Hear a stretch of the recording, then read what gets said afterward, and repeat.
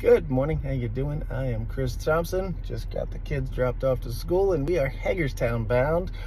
Today we are going to meet an appraiser up there on our duplex to let them in, do all the stuff that they have to do, but we are going through a DSCR refi. We'll talk about that one here in a minute. See you there.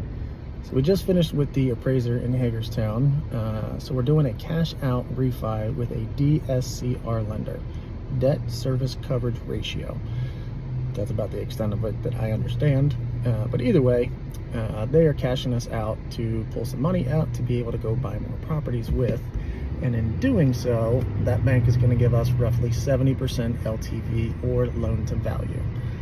So pretty exciting stuff because we should be able to pull out more than we actually owe on it and then some for the next project. So stay tuned. Have a great day. Talk to you soon.